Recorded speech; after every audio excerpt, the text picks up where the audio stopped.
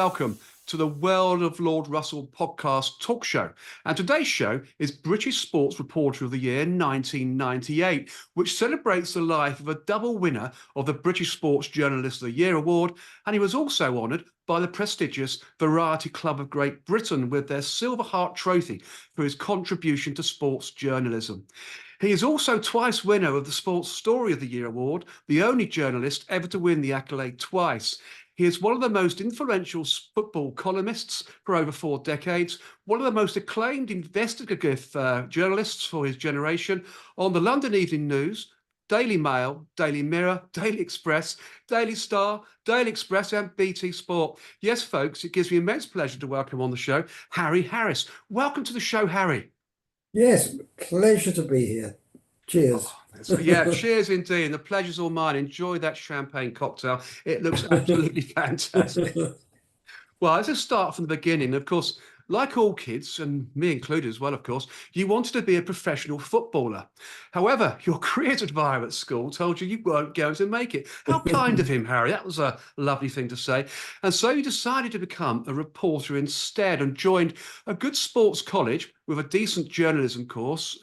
Some inspiration there, Harry, of course, but what was the inspiration behind becoming a reporter and how was that journalism course? How good was it?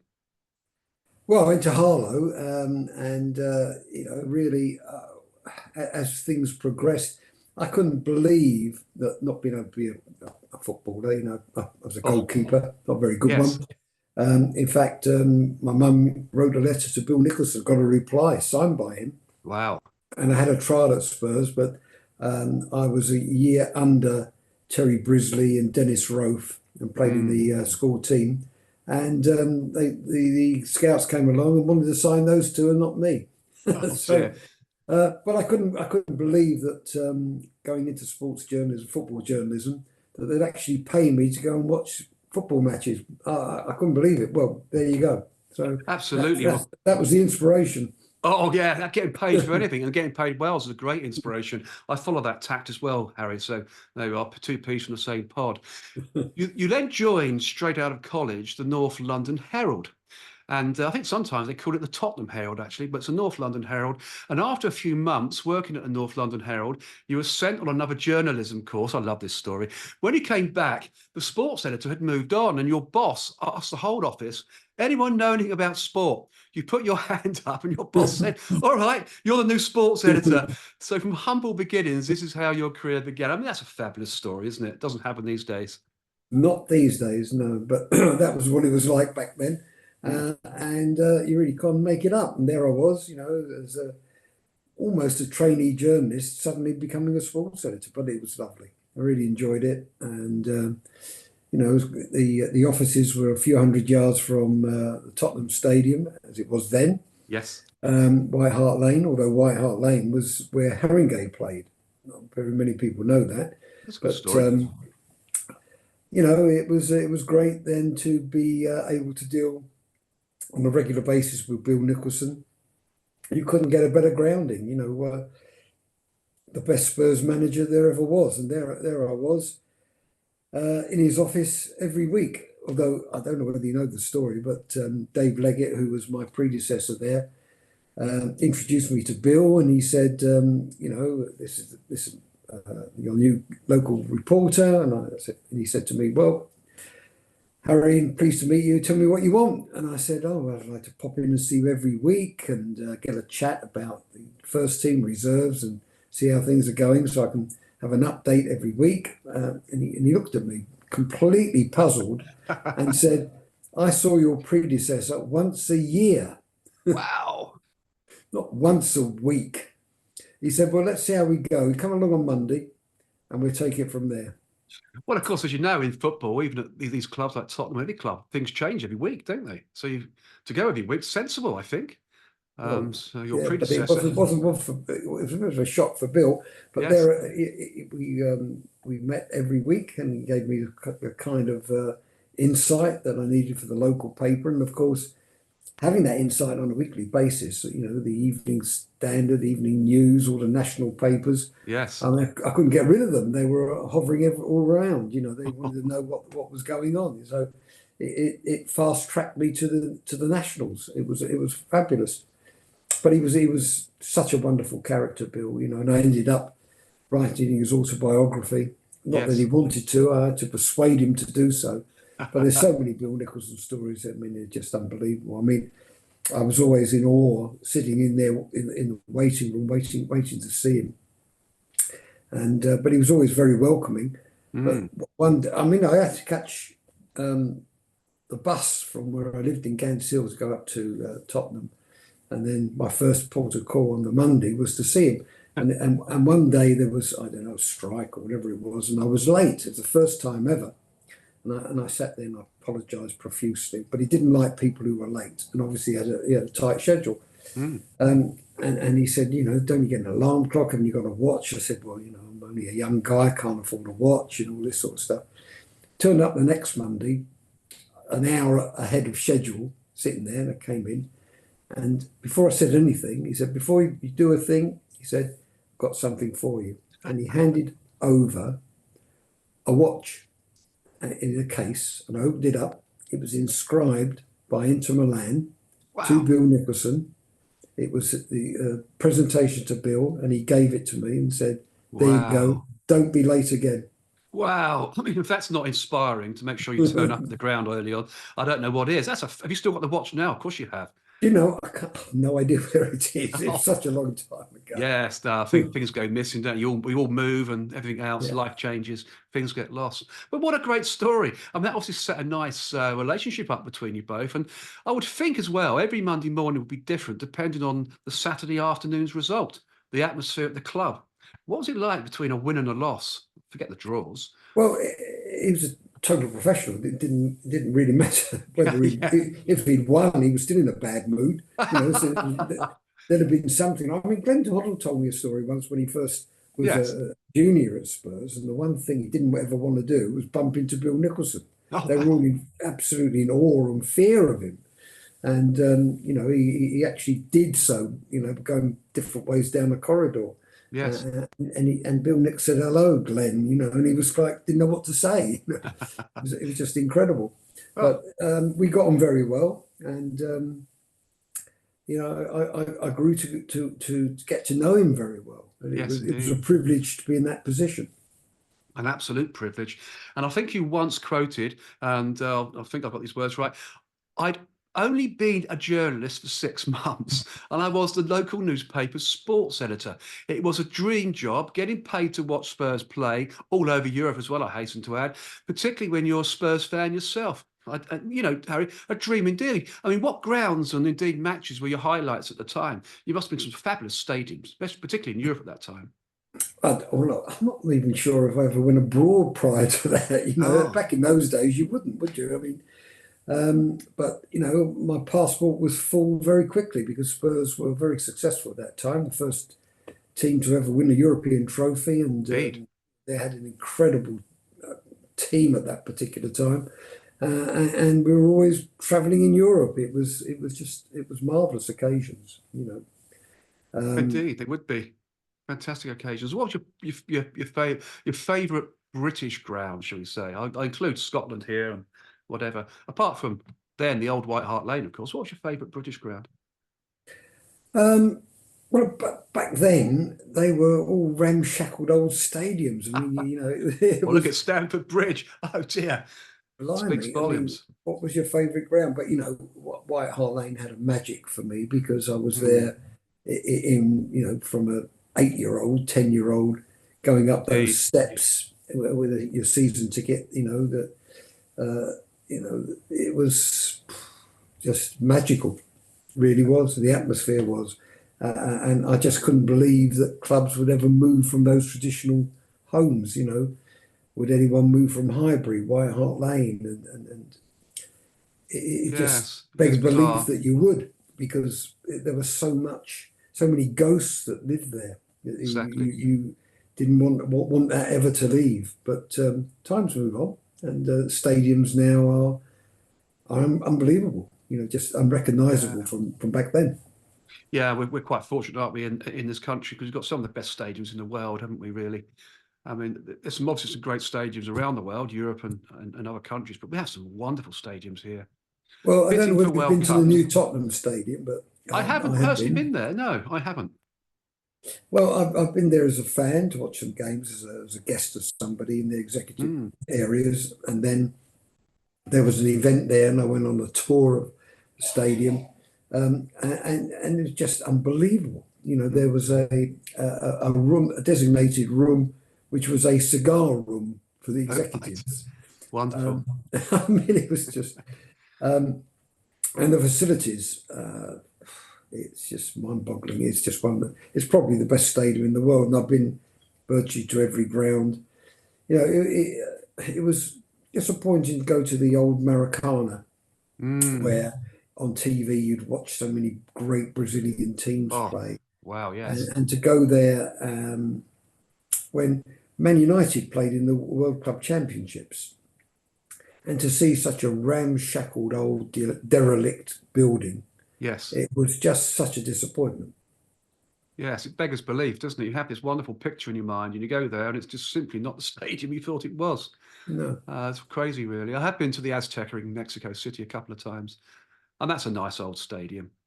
Not quite, Well, not. I was at the Azteca with Diego Maradona's Hand of God, of Oh, course, of course, yes. So you've been there too. Good old ground. and his wonderful goal, and privileged to have been one of the few journalists who have actually interviewed him in a relaxed one-to-one situation. I can't Very imagine nice. many have done that. No, definitely not. And that's quite an interesting story because I loved Ozzy Ardiles from the moment he came to Spurs and Mm. grew to know him very well. And I was on Daily Mirror and I said to Ozzy, look, Diego's playing for Spurs in a Spurs shirt for your testimonial, Ozzy. This is unbelievable. I've got to, in the Mirror, just interview the guy. Yes. Can you please arrange it? And he said, yeah, okay, I'll arrange it. Monte Fresco, I don't know whether people remember Monte Fresco, the world's greatest ever football sports journalist, photographer of all time. Mm. So Monty was signed by me to turn up at the hotel. We both turned up at Diego's hotel where Ozzy was going to pick him up. And the idea was we did an interview with him and some photographic session. And the sports editor assigned the back page, a spread inside, another spread inside. It was Wow. volumes of space. We turned up and I saw Ozzy and how are you, Ozzy? He said, I'm very worried. And he's pacing up and down outside the hotel. He said, Diego's arrived. Now, Diego was actually on World Cup duty. Mm. And the manager of the Argentinian team told him, you cannot go and play in a testimonial. We are moving from one country to another to play some World Cup warm-up games, and you have got to stay with the squad. And he told the manager, I gave my word to my friend Ozzy, and I'm going to play in his testimonial. So he Wow. left the World Cup squad, flew to London immediately after a game. I think it was in Sweden. He was obviously knackered, so he went to the hotel straight to bed. Wow. He took the phone off the hook, and he was fast asleep. And Ozzy's pacing up and down, going, "We should now be going off to the ground. Where is he?" And I said to him, "What about my interview, Ozzy?" He said, "Ozzy, no chance, no chance, no interview." He said, "We're going to have to go straight away." So after a couple of hours, and Mm. Ozzy was really, really worried. Suddenly, without any introduction, the lift opened, and out came Diego Maradona, followed by 50 people. It was like, you know, the advert about how many people can you get in a Mini? Yes. It was like, how many people can you get in a lift? Oh, a great So story. out came Diego Maradona, his wife, his agent, Oh, another agent, his masseur, his minders. I mean, they all just spilled out of this lift. And beggars I said, belief, yeah, doesn't there it? we go. Let's do the interview. And I said, no, you can't do the interview. I said, what about the picture? Okay, one picture. We went round to the side of the hotel. Monte Fresco took a picture of me, Ozzy, Diego, and his wife.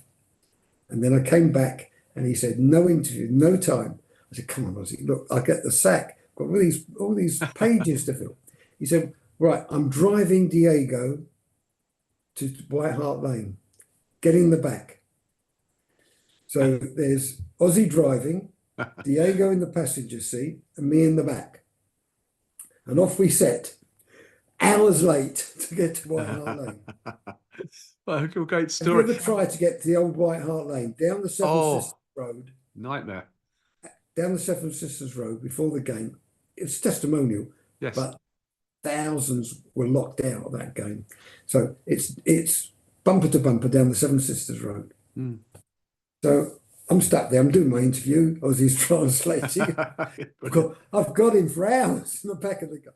Anyway, people are looking at us going, is that Diego Maradona? I'm going, nah, can't be. He'd be out on the pitch by now, warming Yeah. up. But in those days, no mobile. So we got into the high road, and I said to us, look, you've got to let me out now. I've got to go into the phone box and phone all my story to the Mirror, which I did. I then caught the bus, got there for half time, and watched the rest of the game. And that was how I got my exclusive interview with Diego Maradona.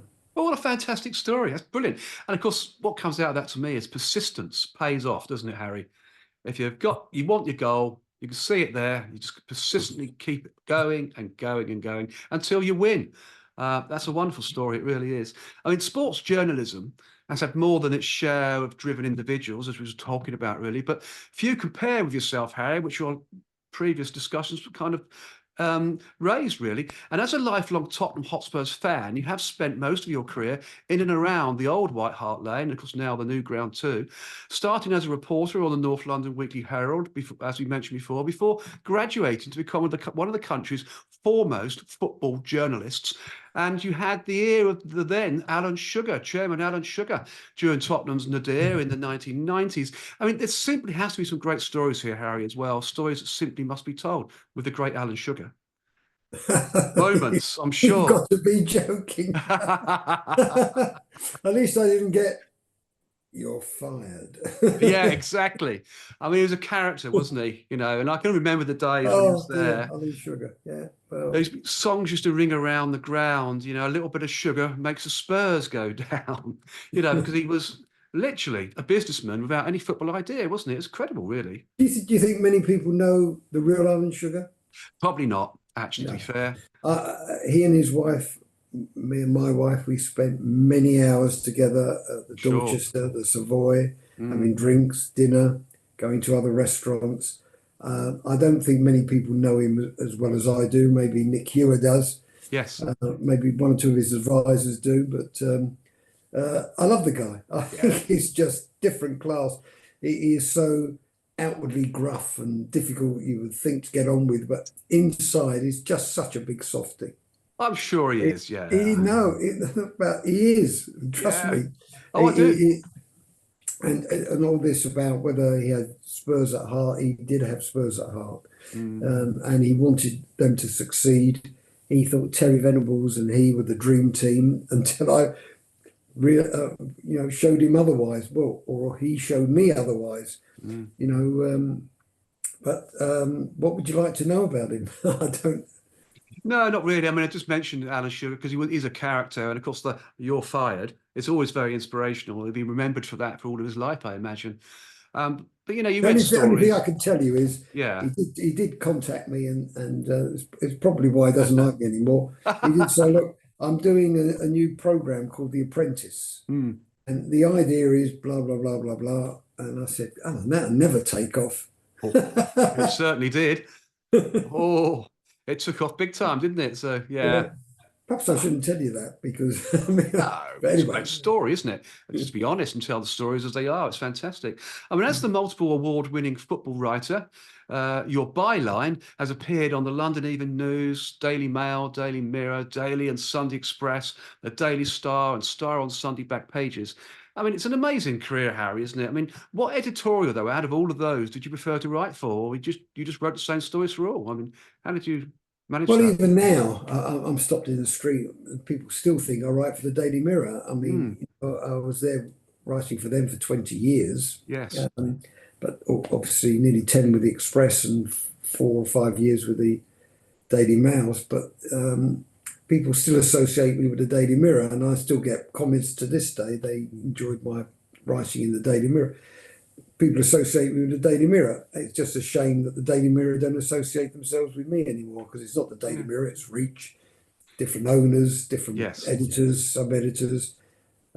You'd have to ask them why they don't really reach out to me at Reach. But Sean Custis, who's my sports editor on the Express, we have a regular dialogue, and I do all my extracts of my books with him Mm. because he's someone I've worked with and I trust. So we work very well together. That's fantastic. I was in my local pub actually the other night, and I mentioned to my local publican, a chap called Johnny George, and I said, "Oh, I've got Harry Harris on my show on Thursday." "Oh, I love Harry Harris. I just love reading his sports articles." So it's nice to hear that, isn't it? It's Well, it's wonderful. nice to hear someone loves me. Yeah. I'm sure you got loads of fans out there with your editorial. I'm sure you have. I mean, you also appeared on all the major TV news and sports channels, Harry, which include actually Richard and Judy, for example, Newsnight, BBC News, ITN News at 10, Sky, and of course Setanta as well. Plus, you've been interviewed on Football Focus, appeared on the original Hold the Back Page, and Jimmy Hill's Sunday Supplement on Sky TV. What a program that was! Not forgetting regular radio slots, of course, on Radio 5 Live, Radio 4, and Talk Sports. So you could say you are a true all-rounder when it comes to media coverage, Harry, couldn't you? Really, you've done it all. Well, I mean, you probably know yourself. I've been on GB News twice this week, You have. probably beyond another once or twice, talking about the football regulator, talking about Mm, gay footballers. yes. I'm on regularly on GB News, and delighted to be so. They want to know my opinion on a wide range of subjects, Yes. which cross over from news and sport. So still going strong there. I've written 90 books, as you know. I've got one or two coming out, maybe three this year. We'll talk about those later in the show. I mean, you Good. really I are hope so, active. hopefully. Yes, we will. Absolutely going to do that. So you're kind of an icon really within sports writing, aren't you? Really, in journalism, media work around the game, really are. Some might say you're somewhat the oracle, even. So that's a great accolade to have. I mean, you won 24 industry awards over a 40-year career in newspapers. Your accolades include the SJA Scoop of the Year, and I know you had many scoops, award for breaking the news of Roy Keane leaving the Republic of Ireland's 2002 World Cup squad. I mean, what a story. So please tell us more about that scoop, Harry, the Roy Keane one. And of course, what other major scoops did you find and report on too? Let's have a bit of a scoop discussion. Well, yeah. Well, I'm probably the only football journalist to have won Scoop of the Year twice. Yes. But it really wrangles with me. I didn't get the hat trick because there was one or two stories, Yeah. breaking the story about Paul Merson taking drugs and his alcoholism, Yes. and advising him to come clean and admitting it and confessing to it, which I told him would save his club and club Yes. and international career, which he did, and which it did work for him. And breaking that story we've talked about, Alan Sugar, Terry Venables, and all that sort of stuff. Many people have said, well, how could that not possibly have won the Scoop of the Year award? But there was a lot at that time, people who were friends of Terry Venables, of course, Yes. and judging and on the committees and all that sort of stuff. It was very political. So the ones that got away are the ones that I think of more than the ones that I actually got the awards for. Yeah, it's sad, isn't it, really? But that's life, I suppose, in some ways too. There are other people doing other scoops. You can't be the only person winning them, and but that would have been a great story. We'll come on to just a little bit about that in a moment. So I've got that listed here as to what happened at Spurs in those days. But before that, in your desire to chase a story, Harry, and it's great to chase a story. I kind of like that myself in a way as well. You have raced a former Spurs boss around the White Hart Lane cinder track. I mean, this is fantastic. I mean, what a fascinating and somewhat unique experience that must have been. And why? Why race a Spurs boss around the White Hart Lane cinder track? Now you're talking about this new book there, aren't you? Well, sort of, yes. You've seen this on the back cover of the book, haven't you? I've done my research, Harry, you see. You have. I'm very impressed. Yes. Why race Terry Venables around the track? Well, look, football journalism back then was such a different kettle of fish than it is now. It was personal. Yeah. Now it's remote. It's all this garbage you see on social Oh, media. It's journalists guessing. It's yes. having a little stab at things, and I call it the dartboard syndrome. You throw Yeah. enough darts at the dartboard, you might actually hit double top. Yes. But in those days, it was personal. So I would go to White Hart Lane to see the managers, and Terry Venables was the manager. It was the summer, it was pre-season, and I played football and thought I was fit. And Terry was sort of like still in his prime, very young man. Yes, he was. And I don't know what possessed me. I said, why don't we have a little race around the track? And he accepted. He did, but we started off, and it's a long track. It's a big track when you're actually running against someone who is as fit as as Terry Nils was at that time. But of course, I wasn't bad at sprinting, so we took off, and I was quite well ahead going round the first bend.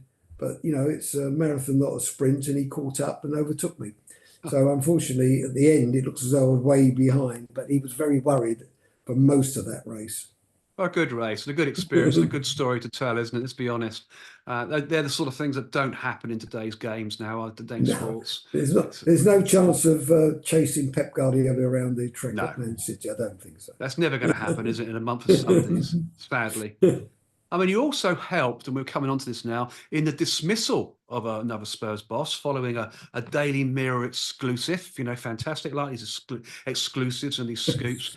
Firstly, who was the Spurs boss? I think we can work it out. Well, you know who it is. And secondly, how did the exclusive come about, Harry? I mean, tell us the background to all of Well, this. you're talking about George Graham, aren't you? Yes, I am. Yeah, I thought you might be. Well, I was actually sitting in the press box in Monte Carlo covering a Super Cup game. I think Chelsea were playing in that game. And I rang Alan Sugar to find out the latest position of his managerial search and who was appointing.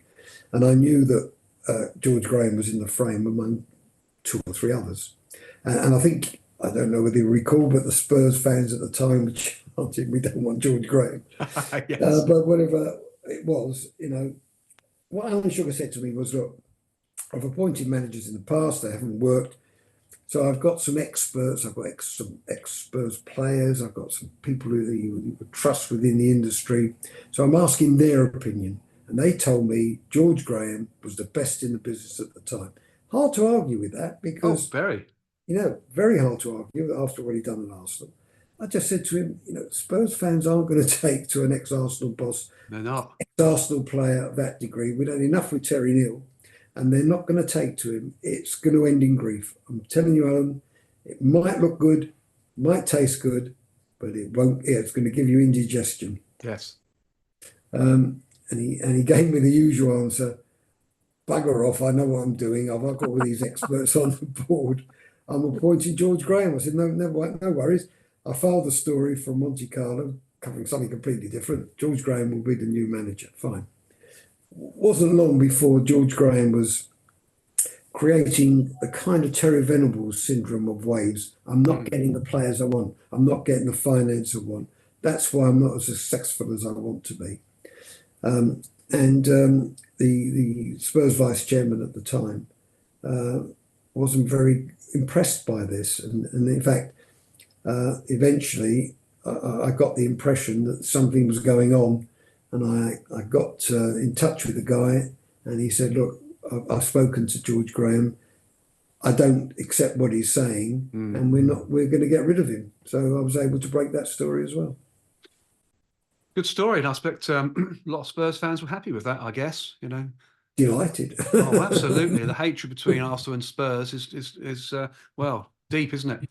Never heal. It'll always be there. I think Come it's fair Sunday, we will see even more so. Oh, yeah, of course. It's a North London derby again. Wow, cracking. What a match that will be. I think it's fair to say you can count many who have occupied the Spurs hot seat among your closest friends, you've intimated early on in the show, in the game. From Bill Nicholson through to Jose Mourinho, of course, you have met them all. What about Jose? He was an inspirational manager, wasn't he? Did it all at Chelsea. not really doing too much at the moment. Dad, what did you think of Jose? I think he's an inspiring character myself, I have to say. Well, I've written 5 books about Jose Mourinho, and Yeah, I I wouldn't have know. done that unless I thought it was an inspiring Exactly. character. I think when I first started writing about him, in the books as well as writing about the stories about him, I Yes. described him like Brian Clough on speed. You know, it was like here's just an unbelievable character that's Ah, capable of anything, and I didn't realise how much he was capable of. But I've seen recent clips of Brian Clough, and it reminded me when fans invaded the pitch, which really Brian Clough did not like, and he actually went on the pitch and thumped 2 of them. Do you remember that? I do He remember actually that. pinned Yes. 2, yeah. And Jose Mourinho wasn't adverse to poking a coach in the eye at Real Madrid, was he? No, So, he wasn't. Similar um, character. yeah, but it just illustrates how fiery he was, how passionate this guy is. Yeah. But behind the scenes, he's just so much a family man, so much intent about his family. The first person he would ring when he wins a major trophy is his wife. Yeah, it's a great story. Um, and how much he involves his daughter in whatever he's doing.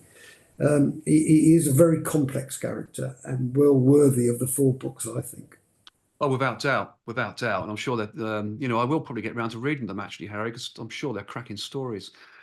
Jose Mourinho actually is a individual, as a coach, as a manager, I'd like on this show at some point, maybe be able to help me get him on, because he would make a great show, Jose Mourinho, he really would.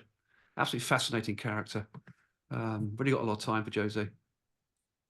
Long may he continue in doing what he does. Quite simple, isn't it, really? Sure, he will, and Yes. he's not going to change much. No, he He won't. may- No, He's born the way he is, and that's it. no. Fantastic.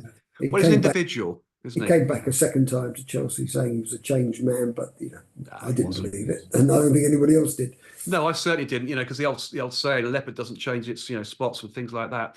Uh, no way was Jose Mourinho going to change. No. He is who he is, and a very interesting character and a great coach as well. And here's my thought: Yes. could any manager ever come back to a club for a 3rd time? Well, that's a good thought, isn't it? If they've been there twice before, the chances of a third trip back to a club is got to be limited, isn't it? Really, I think with Jose Mourinho though, to go back to Chelsea a third time is a possibility. And the reason why I say that, he's actually loved at the club by everybody that knew him. The supporters would welcome him back with open arms. I think the majority of them. So that would be a Hence, I possibility. pose that question for you. Yeah, Could a manager ever come back for a 3rd time?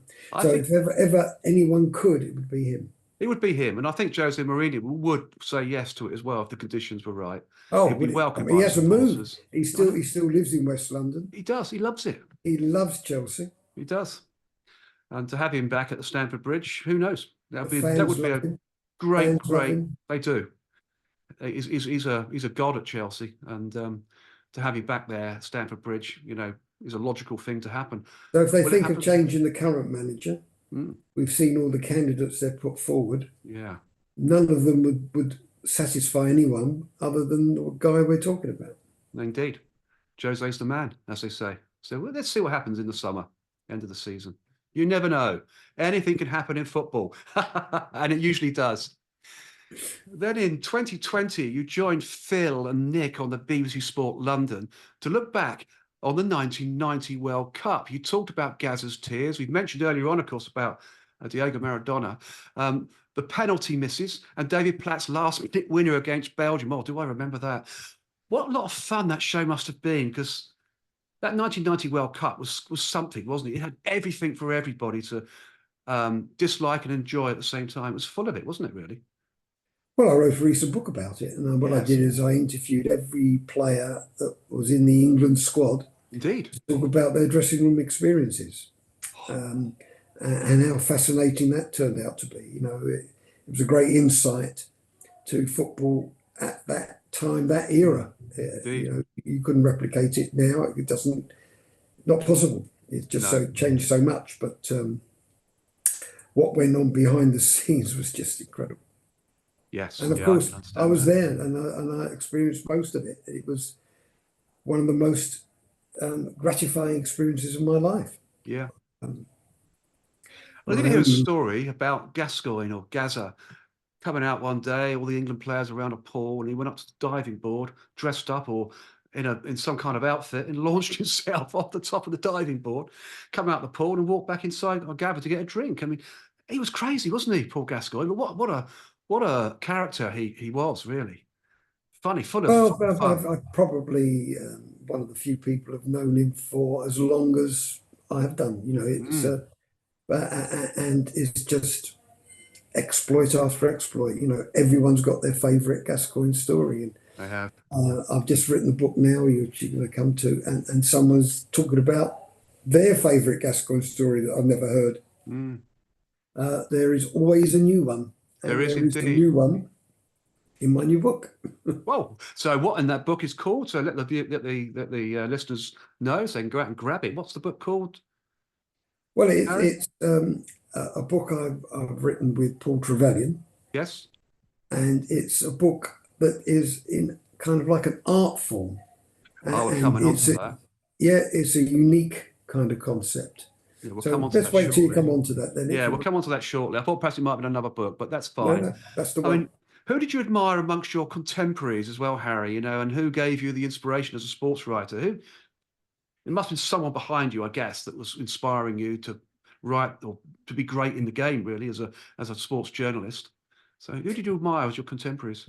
Well, you probably don't remember him, but Vic Rowton, No, I the don't. Evening News, you know, he was a legend at his time, and he took me under his wing and he showed me a few little tricks of the trade. But the inspiration was really the football itself. Mm, You know, the desire to find out more about it, and the more you go behind the scenes, the more fascinating it becomes. So, was there anybody doing that kind of thing at that time? I don't think there was. You know, mm, football was more about the game. It was about the match report. It was about the follow of up, the course. quotes, the comments. It wasn't very much about the investigation about what people were up to. Mm, So it was a kind of niche thing that I took up, which was good at the time. But now everyone's into that kind of thing.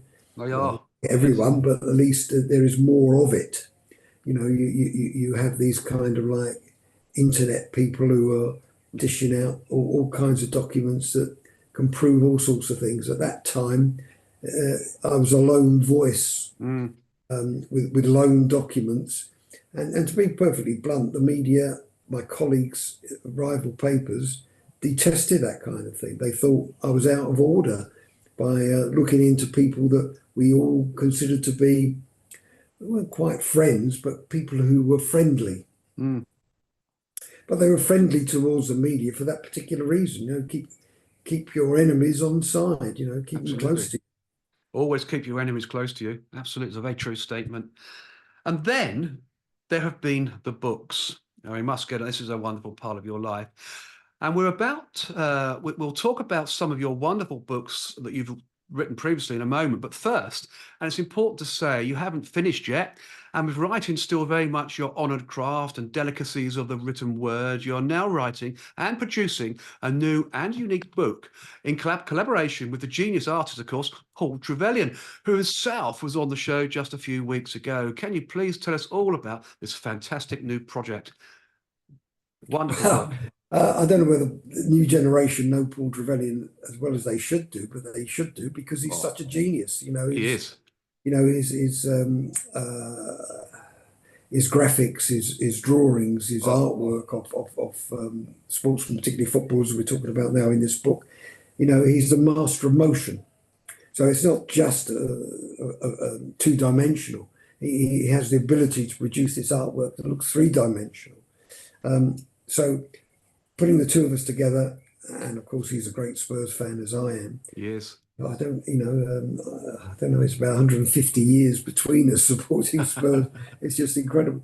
But it's full of his drawings, his memorabilia, personal photographs with all the people that we're writing about.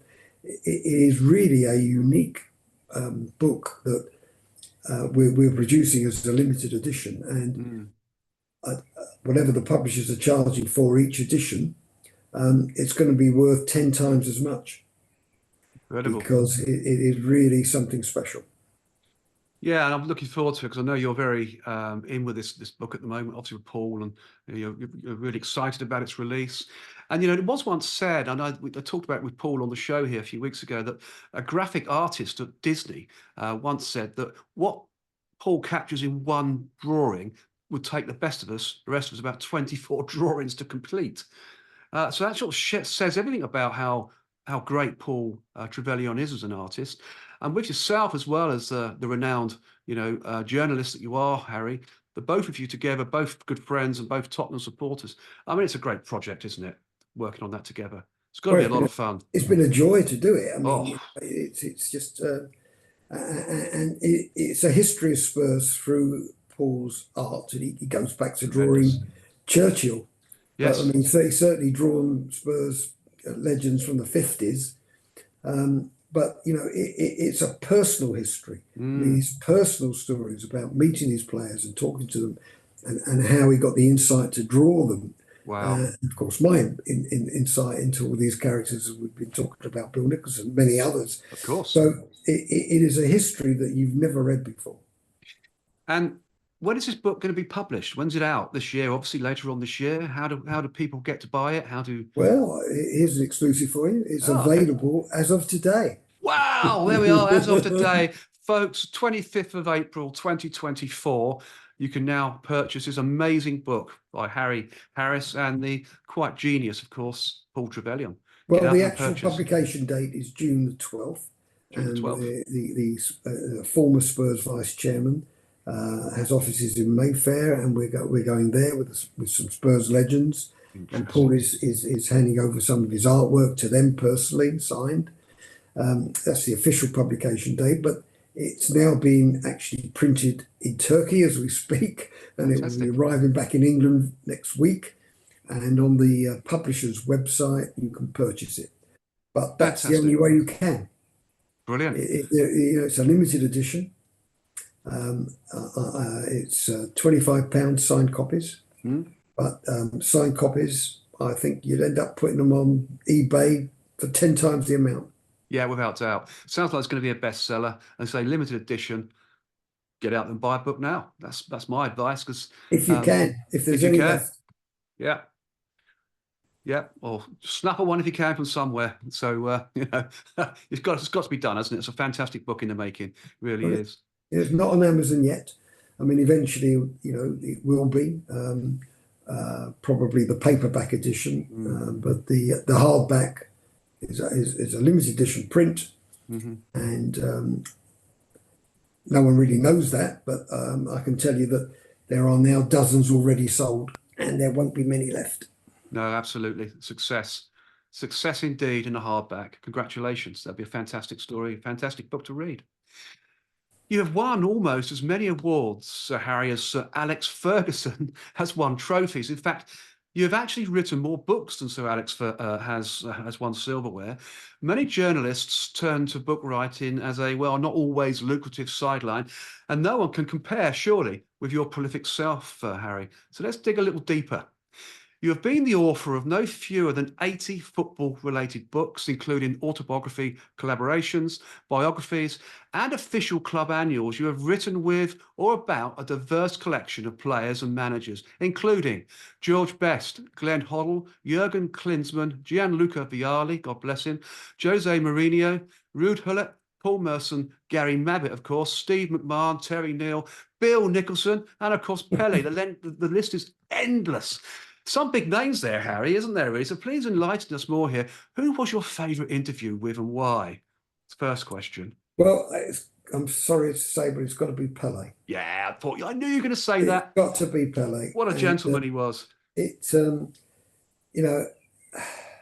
It was funny because I was at La Manga having a little brief holiday, and I'm reading a book about Brazilian football, and there wasn't very much about Pele. And I rang my literary agent and I just said, there must be a library of Pele books, Mm. but I'd love to write a book about Pele. And he said, of course there'd be a library of Pele books. Anyway, he rang me the next day, And so there's one Pele book. It was written in Portuguese in 1979.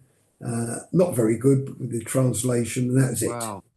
Good So I heavens. said, well, I'm not going to write one unless he endorses it. So next time I saw him, and I've seen him many times, I just said to him, and he was actually having a little bit of a dip at that time. He was being ostracized by FIFA. Mm, He had some political aspirations, and he wasn't at his peak in terms of global football off the yes. field. And I just said to him, look, I want to write your life story. And he looked at me and he got up. So I got up and he gave me a great big hug. And he said, I can't believe anyone wants to write my life story. Really, that's unbelievable, isn't it?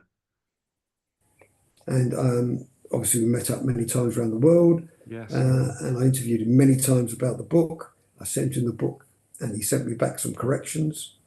And, you know, it's such an honor and privilege. I wouldn't say I'm his official biographer, but many people would assume that, given those circumstances, that's his official biography. Indeed. Written by no other than Harry Harris.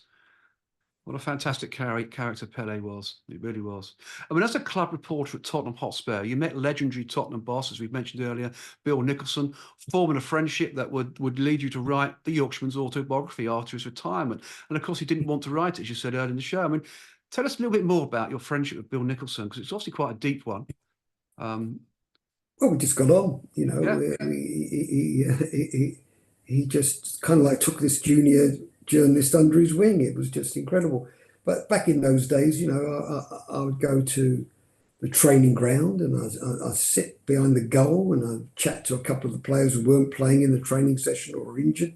You had so much greater access. You'd go down to the canteen, get a cup of tea, and talk to the players. You got more freedom. You travel with the players. You stay in the same hotel, travel on the plane, see them on the carousel collecting their luggage, and talk to them. You get to know them. I don't think anyone knows anyone these days. You know, they're all super multi-billionaires and superstars that don't want to know the media. They don't need the media. They've got social media. They've got their multitude of agents and other outlets. They don't need to project themselves through the media. They don't need to give any interviews to the media. They can put it on social media and put their point of view there. They certainly can. That's the way it is now in the modern day, isn't it? That's how it's worked out now, sadly. But So I really enjoyed what occurred then. What happened then was something special to actually get to know these people. So I got to know Bill. It was funny the way he told me in great detail why he quit. And that was all in his book eventually, but I think it was very sad the way he was treated by the board. You know, they asked him to stay on to help him with the appointment. Then he stayed on to help with the transition rather than having these temporary managers. But then they didn't actually ask his opinion. You know, he wanted to get Johnny Giles in, Terry Butcher in, to make some important signings and get some right people in. And they appointed Terry Neal. unbelievable, isn't it? And I bumped into poor dear old Sidney Whale, the chairman, in the car park a week after the appointment of Terry Neal, and just caught him there. And as a local journalist, just interview him about his appointment. And we were chatting away, and I said, "Did you know he played for Arsenal and managed Arsenal and he was an Arsenal man?" "No," he said. "Blimey, was he?" Funny story, isn't it? It's great to hear people's reactions like that. Oh dear, you couldn't make that up, could you? You couldn't make it out. It was another great story. It's funny, isn't it? And of course, getting back to Pele, and in 2018, an updated edition of Pele, His Life and Times, was published to coincide with the 2018 World Cup. While in the same year, an updated version of your highly successful Down Memory Lane, a Spurs fan's view of the last 50 years, was also published. I mean, they're two great books. That's inspirational in 2018, isn't it, Harry? Well, the publishers never cease to amaze me by wanting to keep updating these books. So, it's not a question of writing new ones. I spend half the time updating the old ones. Yeah. Yeah, it's fine. Fine by me. You mentioned 80, but I'm up to 90 now. Well, you can't put that pen down, can you?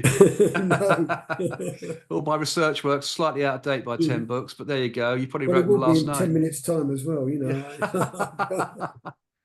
Well, that's great. You're a worthy writer, and the fact you're still doing it is brilliant. And keep going with the books, Harry, because that's great. Well, people don't realise this, but I'm still writing for the papers because I mentioned I'm still doing stuff for the Sun. I do stuff for the Times.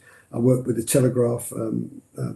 Ben Rumsey called me in a couple of years ago to help him with some investigations. I've helped him with the investigation on the Emiliano Sala Yep. crash, and I've written a book about that as a consequence, and that's been updated 2 or 3 times. I'm now in the progress of writing a 3-part drama Whoa, about it. And this fantastic. isn't about football, it's about true crime. And there's a couple of broadcasters desperate to get their hands on this. Wonderful. We've interviewed the Cardiff City owner, Vincent Tan. He doesn't give many interviews, and it's an extensive interview about what happened, about his life at Cardiff. It's a fascinating interview with him. Also an interview with the club chairman, and we're interviewing very, very many other people involved in it. But this is, I mean, you can guess what you can guess by where I'm coming from by the title. It's called The Killing of Emiliano Sala. Yeah, And that was a sad story. That word has been produced with a great deal of thought. This wasn't an accident.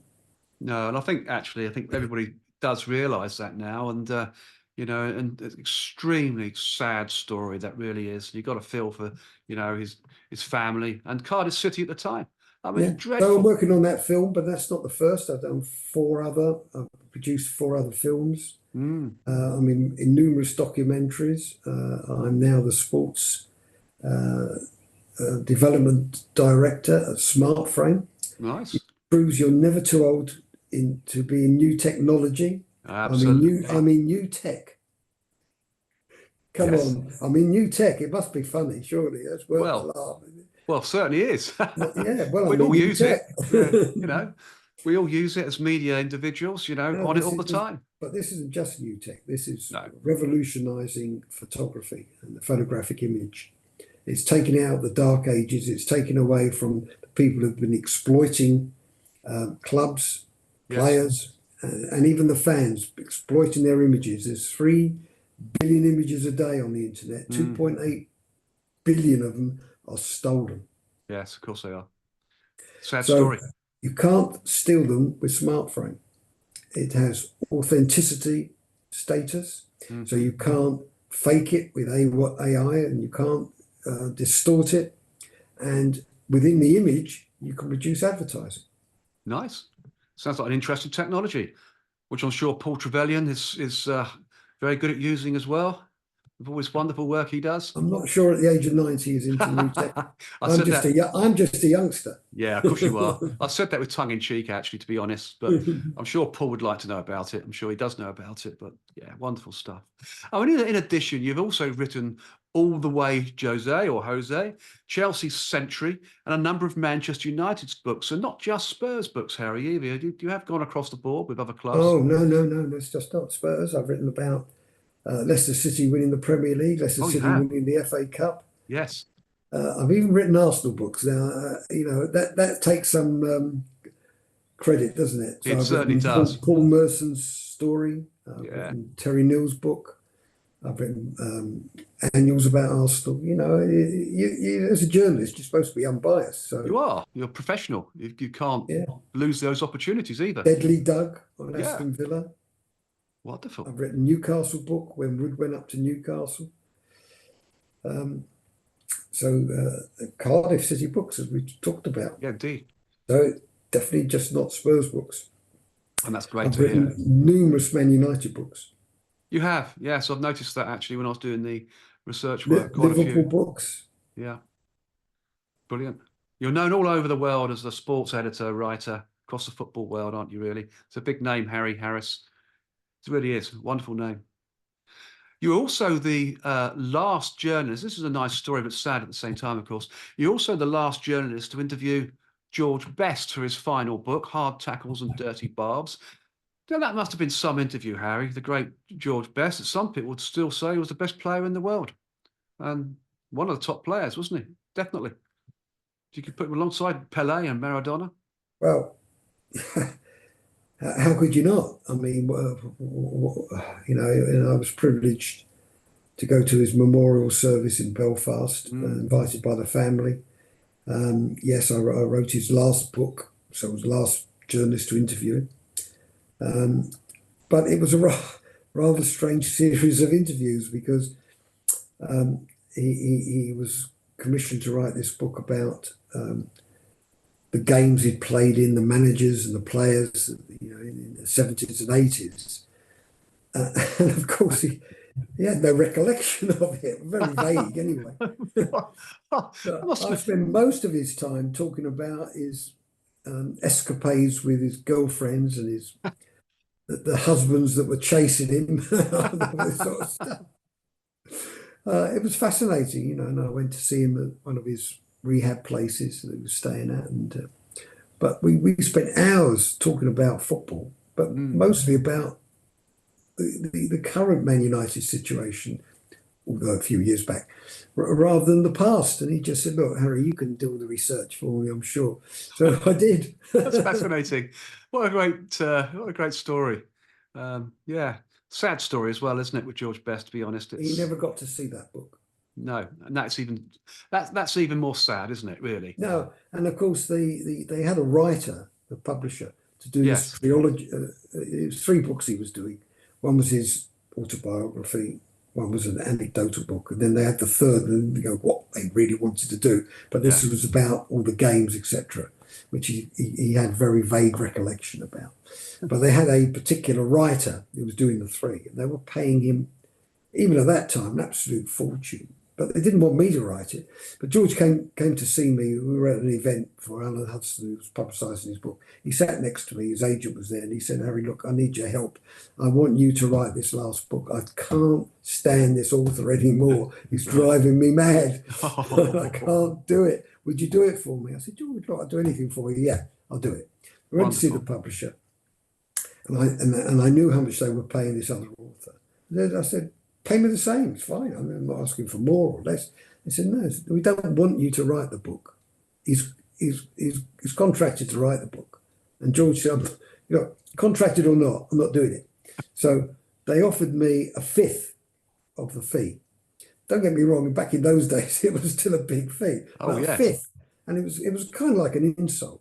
Mm. So I said to George, "Look, it's not really the money. I want to write your book Mm. because I enjoy your football, as most millions do, but I Absolutely. particularly want to write it. And I usually, all these books you're talking about, usually come from me, not people coming to me to commission me. It's Yes. books I want to write." So I said, "I'll tell you what I'll do. Get the fee, give me your signed shirt, and I'll do it." And he did. Wonderful story. Yeah, you had an impression on everybody, it seems, over the years, haven't you, Harry? And the great George Best. Apparently, so I'm not sure he's one good, but there you Well, go. nobody's all good, are they? Let's be honest. So there's always a bad story or But two. But what really got me was that because it was George Best's book, he had the royalties. I yes, didn't. I was yes, just given a flat rate fee. yeah. So George died, hadn't seen the book, and the agent said, rang me up. He said, "Look, Harry, we've got a problem. George Best has died bankrupt. Mm. He can't pay his hospital fees. Oh, dear, oh dear. So look, if you promote the book, we can sell the book. He's got a series of already agreed, signed up promotional work to do. Would you do some of it?" And I said, "Sure." And there's no fee for me because I'm not getting a royalty on the book. No. So the first one I did was Sky. I did a massive interview. It must have been half an hour, maybe an hour, Mm. talking about George Best's life, talking about the book, etc., etc. And some real arsehole on the Daily Mail decided to write in his column that I was profiteering by George Best's death. Oh dear, oh dear. Where do these people live? Where do they come from? These people? It's real gutter. Under some rock. Yeah, absolutely. It's gutter. It's terrible. Why not ask me? Why not ask the Exactly. publisher? Why not ask his agent? Why not check your facts? No, doesn't like me particularly. Yeah. Just put it in the paper. Anyway, I sued them. Quite right too. And they paid up. Good for you, Harry. Good for you. Well You know, done. it's a kind of journalism that is really Gutter. obnoxious to me. Gutter press. It's terrible. And as you said earlier on, there's more of those stories around these days, fake news, stories that's just made I'll up, tell you who it you was, know. Des Kelly. Oh, really? Shame on Des Kelly. That's all I can say. Well, Shame on him. and it's not the only thing that Des Kelly has done that he should be ashamed of. I know much more about that. Mm. But Well, there's a lot of these type of people that gravitate to journalism. You know, they it's do. We meet them quite often in life too, don't we? So they are around, sadly. But that's part of life and we have to live with it. indeed. And in your case, sadly, you had to put up with a story that wasn't true, and thankfully, you had the insight to go out and win the case. Yeah, so hurtful. Yeah, it is hurtful, and I'm sure it probably still hurts you now because it doesn't ever Well, obviously, evaporate. because I wouldn't mention it. You know, No, if it's indeed, yeah. these type of lies, it's Oh, just, simply check your facts. There's so many absolutely right. people you could just check that with. Yeah, he was just after a quick, cheap scoop, wasn't he? And get it printed, and of course, it all went pear-shaped for him, which is the right thing. That's good. Indeed. Also, not forgetting the books you've written that include, and I've got to bring this up, the history of the Wags, from the Oh, humble, God, I from the wish you hum. hadn't. Oh no, it's a great thing, isn't it?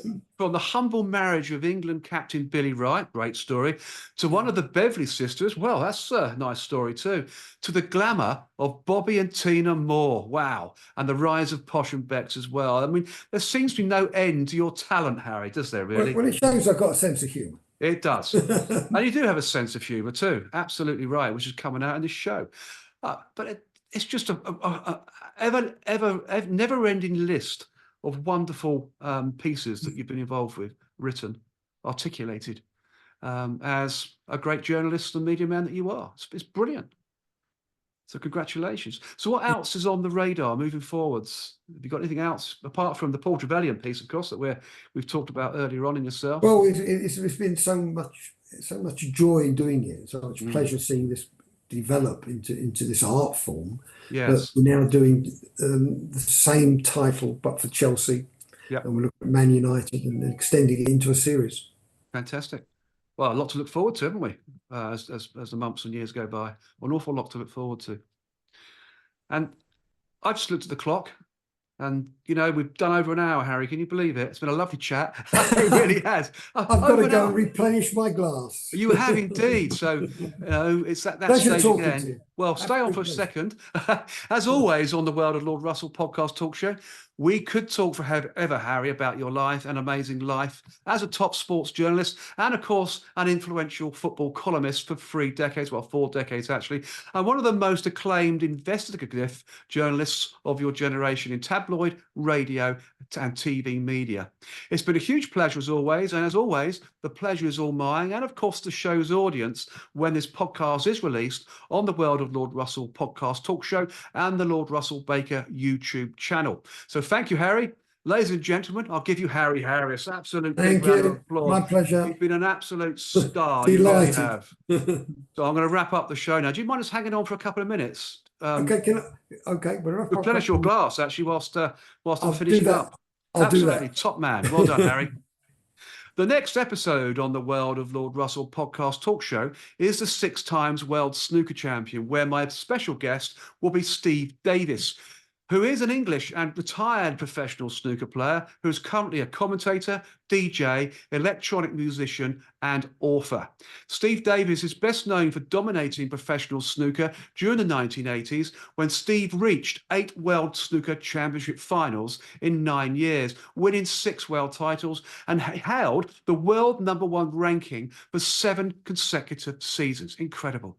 Steve Davis was runner-up to Steve Davis, of course, in one of snooker's most famous matches, the 1985 World Championship final, which ended in a dramatic black ball conclusion that attracted 18.5 million viewers. And it's known now, of course, as the Black Ball Final. Still the largest British television audience for any broadcast after midnight and any broadcast on BBC Radio or BBC Two. So another exciting show to look forward to on the World of Lord Russell podcast show, available, of course, on all podcast media platforms and the Lord Russell Baker YouTube channel. And of course, I'm looking forward to seeing you all on the inside. So until then, it's au revoir from him and au revoir from me.